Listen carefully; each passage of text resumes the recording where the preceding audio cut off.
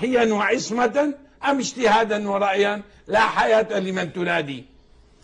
أيها الشيعة الكرام في كل مكان، يا شباب الشيعة، يا من يريد أن يوحد أمته، أناشدكم الله أن تحملوا سؤالي هذا إلى أئمتكم وعلمائكم ومعمميكم، وقولوا لهم كيف بايع علي، ما هو الوصف الشرعي لبيعة علي للأئمة الثلاث؟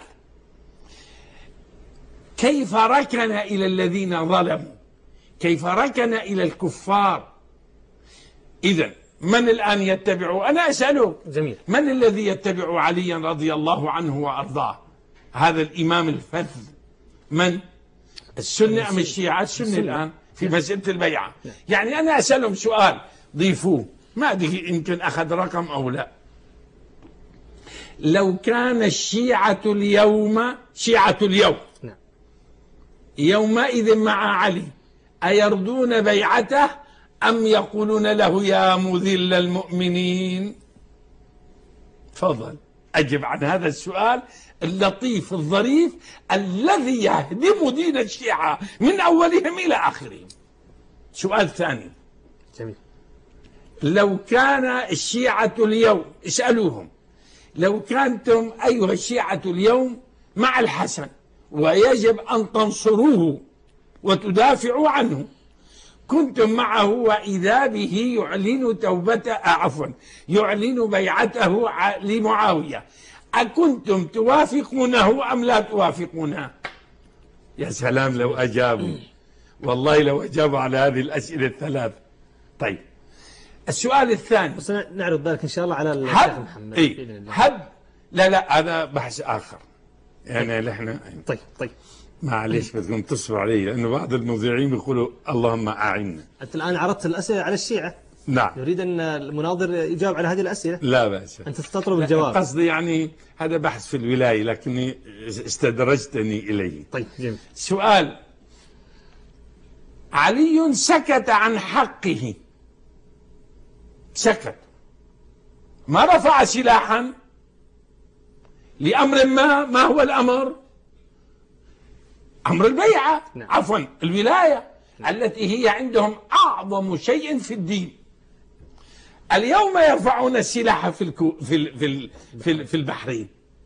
طيب هل هم وافقوا عليا أم خالفه؟ يعني هب أن أمير البحرين كافر كأبي بكر، ككفر أبي بكر وعمر وعثمان، علي سكت أم قاتل؟